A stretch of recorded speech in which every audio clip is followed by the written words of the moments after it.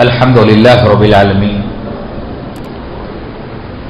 والصلاة والسلام على أشرف الأنبياء وإمام المرسلين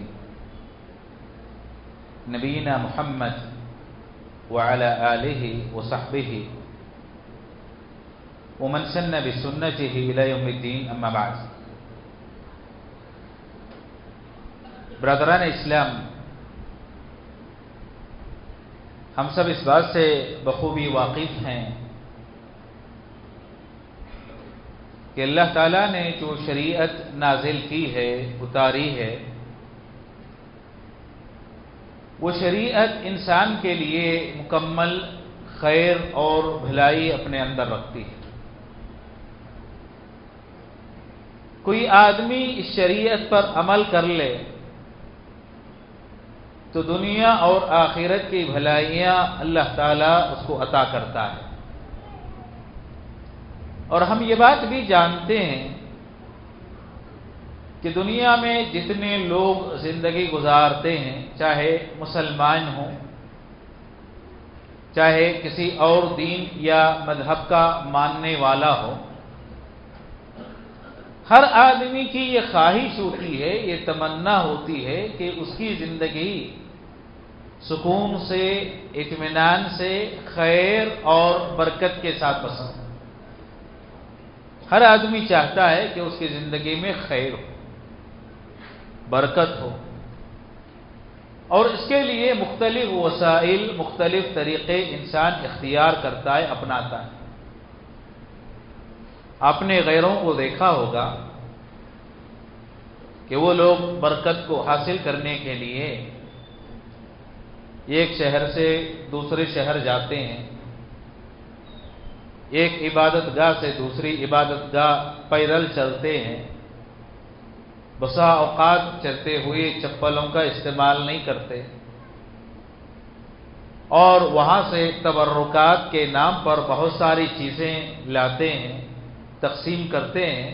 عقیدہ یہ ہوتا ہے کہ ان چیزوں کے ذریعے زندگی میں برکت آئے گی. اور بہت سارے مسلمان بھی ہیں، آپ نے دیکھا ہوگا کہ طرح طرح کی چیزیں برکت حاصل کرنے کے لیے، خیر پانے کے لیے اور زندگی میں خوشیاں حاصل کرنے کے لیے اختیار کرتے ہیں، اپناتے ہیں. کچھ مسلمان ہیں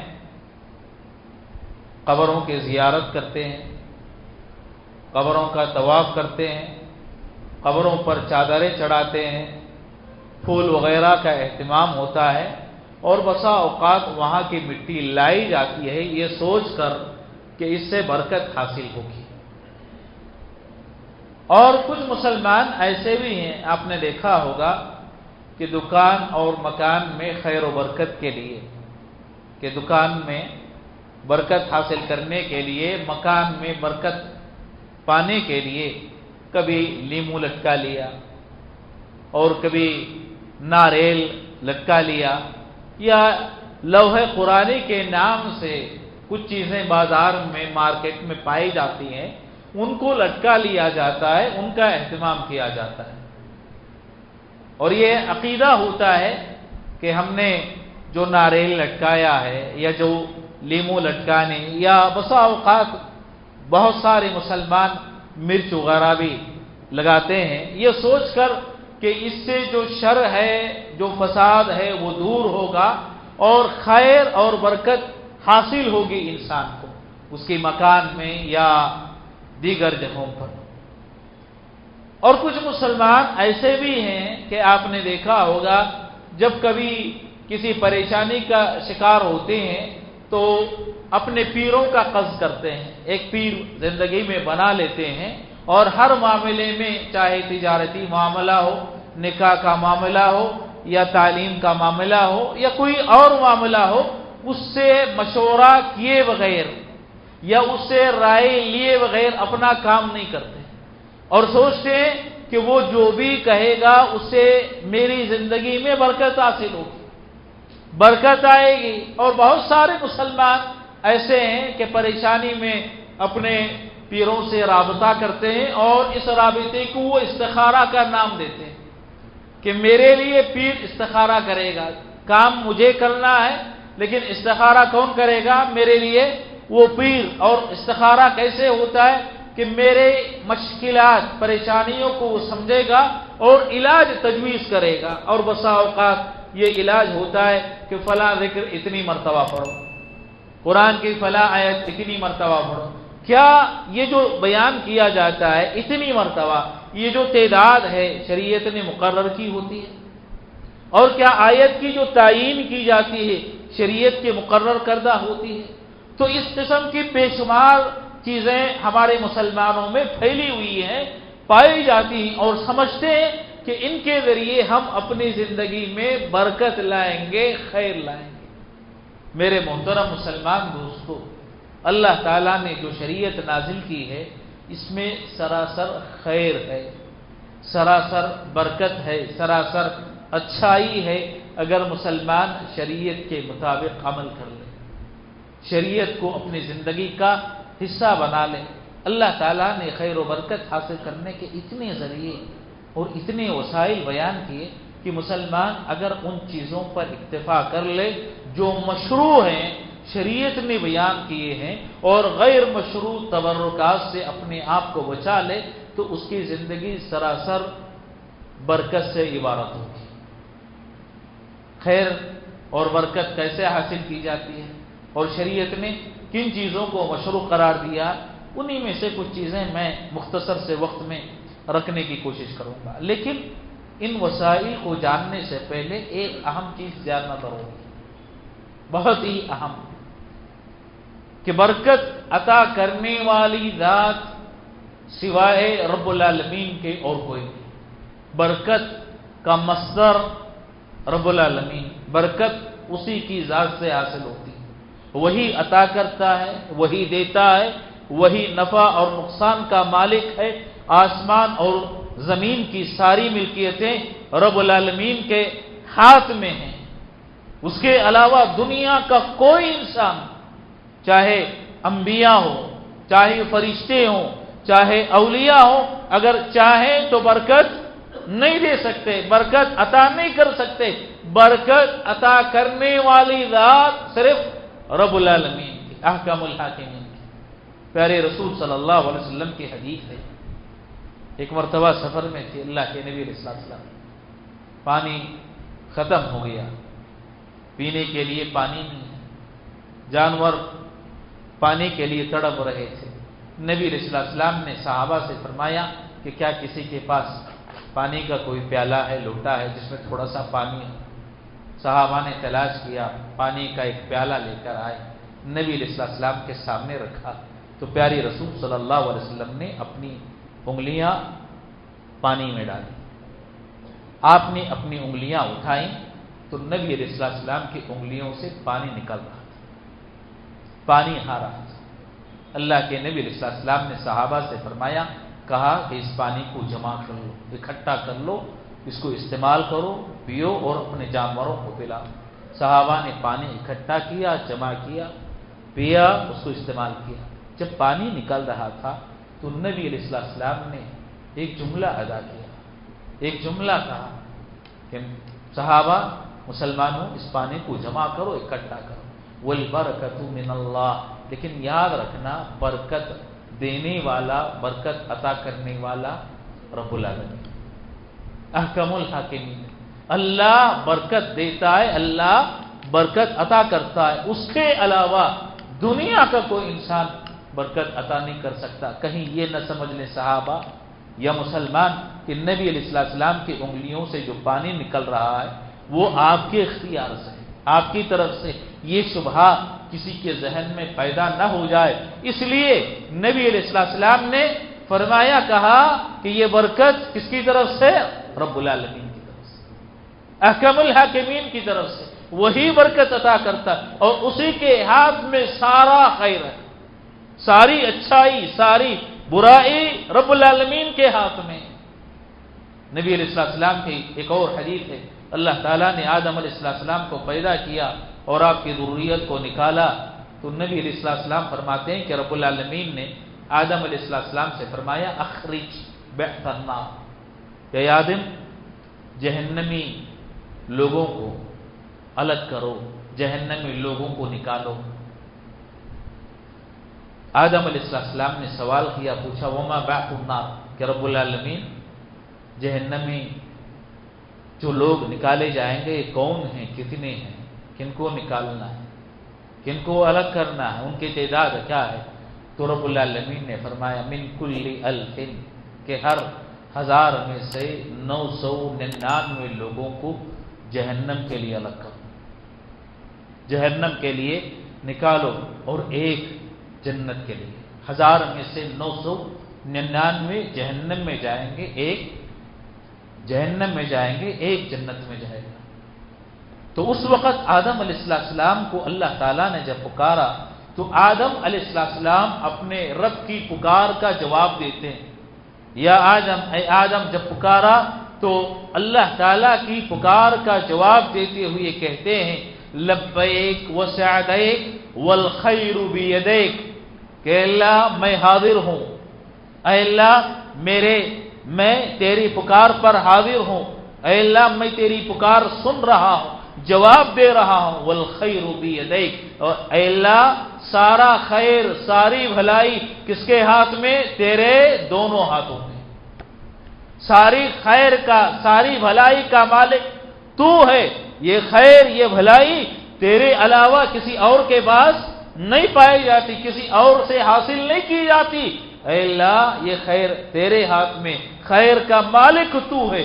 میرے دوستو، خیر کا مالک کوئی ہو سکتا ہے تو وہ احکم الحاکمین ہے، رب العالمین ہے، اس کے علاوہ دنیا کا کوئی انسان خیر عطا نہیں کر سکتا، برکت نہیں دے سکتا، چاہے ولی ہو، چاہے پیر ہو، چاہے فقیر ہو، کوئی ہو، اسے برکت کا صدور ناممکن ہے، برکت عطا نہیں کر سکتا۔ برکت عطا کرنے والی ذات رب العالمین کی۔ اللہ تعالیٰ نے جب یہ طے کر دیا کہ برکت کا مالک وہ ہے، اللہ برکت دینے والا ہے، تو رب العالمین نے برکت کے حصول کے لیے کچھ ذرائع بنائے، کچھ اسباب بنائے، کچھ وسائل بنائے، جن کے ذریعے مسلمان برکت حاصل کر سکتا ہے، برکت پا سکتا ہے۔ کون سے وسائل ہیں، کون سے ذرائع؟ مختصر سے وقت، سب سے پہلا ذریعہ حصول برکت کے لیے، برکت پانے کے لیے اللہ کا کلام، قرآن مجید، سراسر خیر، سراسر برکت، پورا قرآن مجید برکت کا ذریعہ ہے۔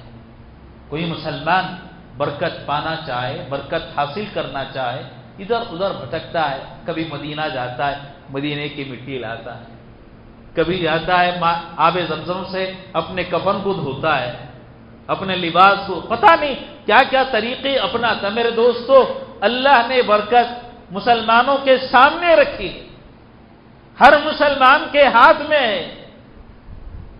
کون سی چیز؟ اللہ کا کلام، قرآن مجید۔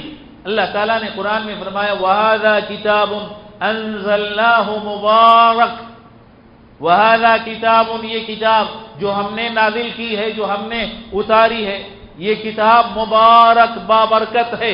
اللہ نے اس کتاب میں برکت رکھی ہے، اللہ نے اس کتاب کو برکت کا وسیلہ بنایا ہے، برکت کا ذریعہ بنایا۔ وَهَذَا كِتَابٌ أَنزَلْنَاهُ مُبَارَكٌ، رب نے فرمایا، کیا رب کا یہ فرمان جھوٹا ہو سکتا ہے؟ کھوٹا ہو سکتا ہے؟ غلط ہو سکتا ہے؟ میرے دوستو، اللہ نے اپنے کلام کو برکت کا، حصول برکت کا سب سے بہترین ذریعہ قرار دیا۔ اللہ کے کلام میں برکت ہے۔ برکت حاصل کیسے ہوگی؟ قرآن کی تلاوت سے، قرآن کو سمجھنے سے، قرآن پر عمل کرنے سے۔ یہ نہیں کہ اس کے تختیاں بنا لی جائیں، لٹکا دی جائیں۔ تختیاں بنا کر کوئی آدمی لٹکاتا ہے، چاہے اپنے جسم پر لٹکائے، چاہے تعویذ بنائے، چاہے دیوار پر لٹکائے، چاہے گاڑی میں آپ نے دیکھا ہوگا کار وغیرہ میں سامنے لوح قرآنی لٹکا دیا جاتا ہے۔ کیا اس سے برکت حاصل ہوگی؟ کیا نبی علیہ السلام نے یہ طریقہ اپنایا، اختیار کیا؟ میرے دوستو، قرآن برکت ہے، آدمی اس کی تلاوت کرے، اس کو پڑھے۔ سورہ فاتحہ، اس کا ایک نام ہے سورۃ الشفاء، سورۃ الشفاء، کہ یہ سورت سراسر بیماریوں سے نجات پانے کے لیے شفا ہے۔ اللہ تعالیٰ نے سارے قرآن مجید کو شفا قرار دیا۔ کوئی آدمی بیمار ہے، قرآن کی تلاوت کرتا ہے، پڑھتا ہے، پھونکتا ہے، اللہ شفا دے گا۔ نبی علیہ السلام بیمار تھے، آخری ایام میں بے ہوشی طاری ہوتی، قرآن خود تلاوت نہیں کر سکتے، ام المومنین عائشہ آخری 3 سورتیں پڑھتی، آخری 3 سورتیں معوذات، قل واللہ احد، قل اعوذ برب الفلق، قل اعوذ برب الناس، نبی علیہ السلام کے ہاتھوں کو جمع کرتی، دم کرتی، آپ کے جسم پر پھرتی۔ شفا بیماری سے نجات پانے کے لیے برکت کیسے؟ برکت ایسے کہ کوئی آدمی سورہ بقرہ کی اپنے گھر میں تلاوت کرتا ہے، جادو کا کوئی اثر نہیں ہوگا۔ جادو سے بچنا چاہتا ہے، شیطان کے شر سے بچنا چاہتا ہے، نبی علیہ السلام نے فرمایا سورہ بقرہ کی تلاوت کرو۔ سورہ بقرہ کی آخری 2 آیتیں جو پڑھ لے گا اس کے لیے کافی۔ کس سے کافی؟ ہر طرح کے شر سے بچنے کے لیے کافی۔ سورہ بقرہ کی آخری 2 آیتیں، کتنی فضیلت ہے قرآن مجید کی۔ کوئی آدمی بے اطمینانی، بے چینی اپنے اندر محسوس کرتا ہے، قرآن کی تلاوت کرتا ہے، سکون پائے گا، اطمینان اپنی زندگی میں پائے گا۔ بے اطمینانی ہے۔ نبی علیہ السلام کے ایک صحابی اسید بن حضیر قرآن کی تلاوت کر رہے ہیں، بازو میں گھوڑا بندھا ہوا ہے، قرآن کی تلاوت ہوتی ہے، گھوڑا بھدک رہا ہے، سمجھ میں نہیں آیا کہ ماجرا کیا ہے۔ بچہ بازو سویا ہوا تھا، اس ڈر سے کہ کہیں گھوڑا بچے کو کچل نہ دے، باہر نکلتے ہیں، کوئی روشنی دکھائی دیتی ہے، نبی علیہ السلام سے ذکر کیا، فرمایا، کہا وہ اللہ کے فرشتے تھے، وہ اللہ کے فرشتے تھے، نور کے ساتھ، اطمینان، سکون کے ساتھ نازل ہو رہے تھے۔ اللہ نے قرآن کو برکت کا سب سے بہترین ذریعہ بنایا۔ اللہ کا ذکر انسان کے لیے برکت حاصل کرنے کا سب سے بہترین ذریعہ، صبح شام کے اذکار، اللہ تعالیٰ کو یاد کرنا، اس کے اسماء حسنہ اور صفات علی کا ذکر کرنا برکت حاصل کرنے کا سب سے بہترین ذریعہ۔ اللہ کا کوئی آدمی ذکر کرتا ہے، نبی علیہ السلام نے فرمایا کوئی ذکر کی مجلس لگتی ہے، جمع ہوتی ہے تو اللہ کے فرشتے آتے ہیں، مجلس میں جمع ہوتے ہیں، رب کے پاس جاتے ہیں تو اللہ تعالیٰ سوال کرتے ہیں، پوچھتے ہیں کہ میرے بندوں کو تم نے کس حال میں چھوڑا، کس حال میں تھے وہ؟ فرشتے جواب دیتے ہیں تجھے یاد کر رہے تھے، تیرا ذکر کر رہے تھے۔ اللہ پوچھتے ہیں کیا مانگ رہے تھے؟ کہا جنت مانگ رہے تھے۔ اللہ پوچھتے ہیں جنت کو دیکھا ہے؟ نہیں دیکھا، اس کے باوجود مانگ رہے ہیں۔ کس سے بچنے کی دعا کر رہے تھے؟ کہا جہنم سے بچنے کی دعا کر رہے تھے۔ اللہ پوچھتے جہنم کو دیکھا؟ نہیں دیکھا، اس کے باوجود دعا کر رہے ہیں بچنے کے لیے۔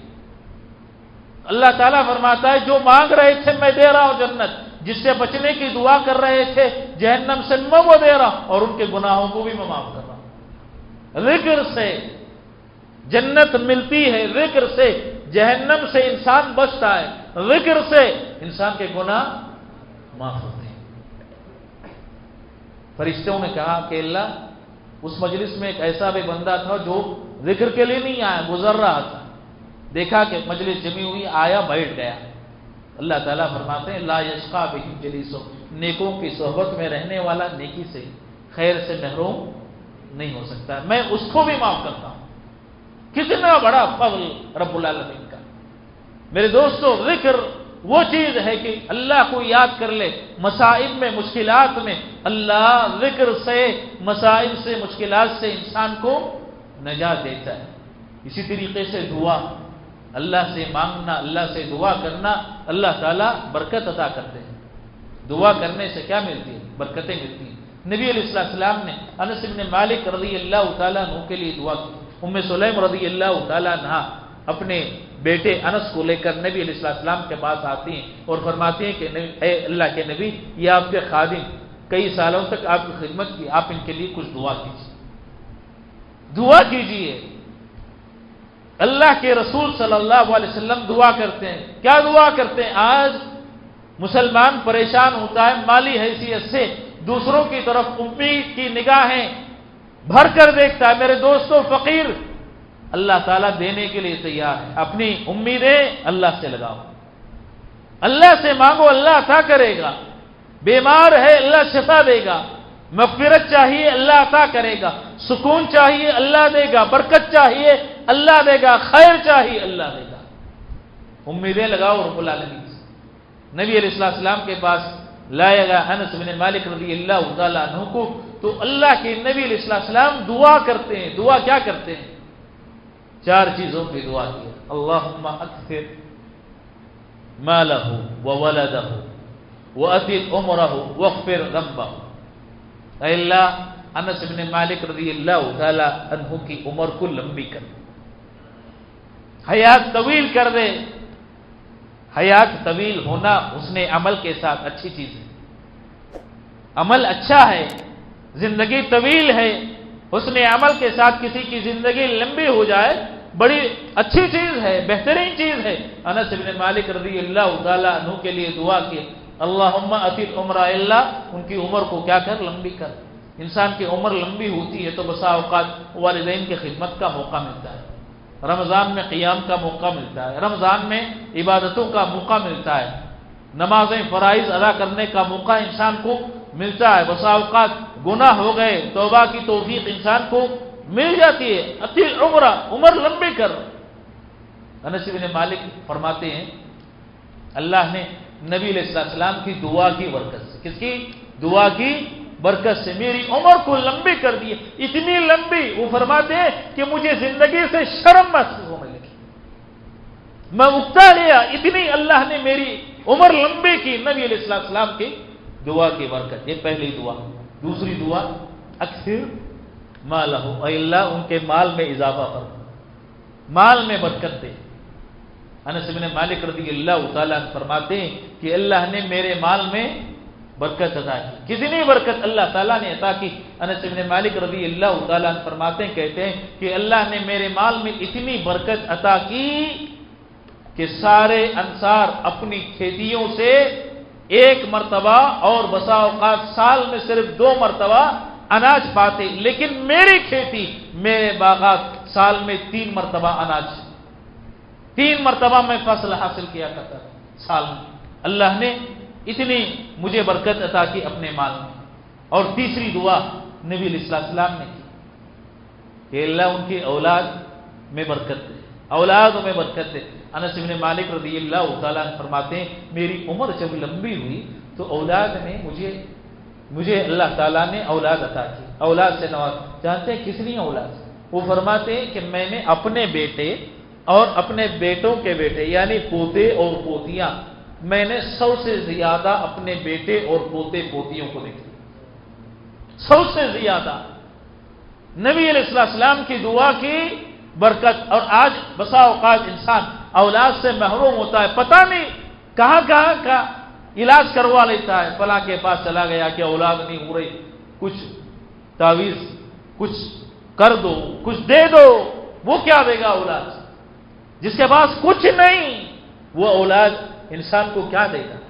اولاد سے کیا نوازے گا؟ انسان آئے رب العالمین کے پاس دعا کرے۔ اللہ تعالیٰ نے ابراہیم علیہ السلام کو بڑھاپے میں اولاد سے نوازا، زکریا علیہ السلام کو بڑھاپے میں اولاد عطا کیا۔ اللہ بلا اسباب انسان کو اولاد دے سکتا ہے۔ مریم علیہ السلام سے بغیر باپ کے اللہ نے عیسیٰ علیہ السلام کو پیدا کیا۔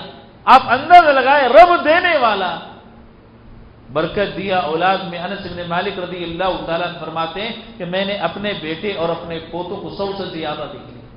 اور چوتھی دعا نبی علیہ السلام نے کی، اے اللہ انس بن مالک کے گناہوں کو معاف کر دے، گناہوں کو معاف کر دے۔ انس بن مالک رضی اللہ تعالیٰ عنہ فرماتے ہیں کہ مجھے رب کی ذات سے امید ہے کہ نبی صلی اللہ علیہ وسلم کی دعا کی برکت سے جب میں قیامت کے دن رب کے پاس آؤں گا تو اللہ میرے گناہ معاف کر چکا ہوگا۔ مجھے امید ہے۔ 3 دعائیں دنیا سے متعلق تھیں، چوتھی دعا آخرت سے متعلق ہے۔ مجھے امید ہے رب کی ذات سے کہ اللہ میرے گناہ قیامت کے دن معاف کر چکا ہوگا۔ بندہ دعا کرتا ہے تو اللہ دعا سنتا ہے۔ ابھی آپ نے وتر میں دعا کی، مبارک لنا فیما اعطیت۔ صرف مال کی کثرت انسان کو مال آتا ہے، مال کی کثرت انسان کے پاس برکت نہیں ہے تو کوئی فائدہ نہیں اس مال کا۔ بندہ دعا کرتا ہے، اللہ سے مانگتا ہے بارک لنا فیما اعطیت، اللہ جو مجھے عطا کیا ہے، جو دیا ہے، چاہے اولاد ہو، چاہے مال ہو، چاہے عمر ہو، جو بھی تو نے مجھے عطا کیا ہے اس میں مجھے برکت عطا کر، مبارک لنا فیما اعطیت۔ بندہ دعا کرتا ہے، دعا اللہ تعالیٰ نے برکت کے لیے وسیلہ بنایا، بندہ مانگے تو صحیح، اللہ سے سوال تو کرے، اور خصوصاً رات کا جو آخری حصہ آتا ہے میرے دوستو، آپ غور کیجیے کہ وہ ارحم الراحمین، وہ اللہ تعالیٰ، وہ احکم الحاکمین اپنے بندوں پر کتنا رحیم ہے، کتنا کریم ہے، کتنا غفور ہے کہ وہ رب رات کے آخری حصے میں آسمانی دنیا پر نزول فرماتے ہیں۔ کیوں نزول فرماتے ہیں؟ کیوں اللہ تعالیٰ نزول فرماتا ہے رات کے آخری حصے میں؟ حل من سائل فاعطیہ، کیا کوئی سوال کرنے والا میں دینے کے لیے تیار ہوں؟ سبحان اللہ، آپ غور کیجئے کہ اللہ اپنے بندوں سے حل من سائل، کیا کوئی سوال کرنے والا میں دینے کے لیے تیار ہوں، کوئی فقیر فقیری دور کرنے کے لیے تیار، کوئی محتاج ضرورت پوری کرنے کے لیے میں تیار ہوں۔ اللہ ندا دیتے کس کو؟ اپنے بندوں کو، اپنے بندوں کو ندا دیتے ہیں۔ میرے محترم مسلمان دوست، کتنا رحیم ہے ہمارا رب، اور کتنی برکتیں عطا کرنے والا اللہ تعالیٰ۔ وہ برکتیں حاصل کرنے کے بجائے مسلمان بھٹکتا ہے ادھر اور ادھر، پتہ نہیں برکت کے لیے کہاں کہاں کے چکر کاٹ لیتا ہے۔ تو میں نے 3 وسیلے آج بیان کیے۔ پہلا وسیلہ برکت حاصل کرنے کے لیے رب العالمین کا کلام، اللہ کے کلام سے بڑھ کر دنیا میں برکت کے حصول کے لیے، برکت پانے کے لیے اس سے بہتر ذریعہ انسان کے پاس اور کوئی نہیں، سب سے بہترین ذریعہ رب العالمین کا کلام۔ اور دوسری چیز رب العالمین کا ذکر، بندہ اللہ کو یاد کرتا ہے، اللہ کو پکارتا ہے، اللہ کا ذکر کرتا ہے، اللہ اس کی زندگی برکت سے بھر دیتے ہیں، سراسر خیر و برکت سے اس کی زندگی عبارت ہوتی ہے، برکت ہی برکت ہوتی ہے۔ اور تیسری چیز، بندہ اللہ سے مانگتا ہے، اللہ سے دعا کرتا ہے تو اللہ تعالیٰ اپنے بندے کو برکت عطا کرتے ہیں، برکت کا سوال کرتا ہے تو اللہ تعالیٰ برکت عطا کرتے ہیں۔ بقیہ اور بھی کچھ وسائل ہیں، انشاءاللہ اگلے آنے والے راتوں میں میں برکت کے ان وسائل کو آپ کے سامنے رکھنے کی کوشش کروں گا۔ رب کریم سے دعا ہے کہ اللہ تعالیٰ ہم تمام کی زندگیوں میں خیر اور برکت عطا فرمائے، اللہ اطمینان، چین اور سکون عطا فرمائے، اور اللہ تعالیٰ ہمارے اعمال جو ہم کرتے ہیں قبول فرمائے، ذخیرہ آخرت بنائے، اللہ ایمان کے ساتھ زندگی گزارنے کی توفیق عطا فرمائے، اللہ خاتمہ بالخیر فرمائے، جنت میں جگہ عطا فرمائے، جہنم اور قبر کے عذاب سے محفوظ رکھے، آمین۔ وآخر دعوانا الحمدللہ رب العالمین۔ السلام علیکم ورحمۃ اللہ وبرکاتہ۔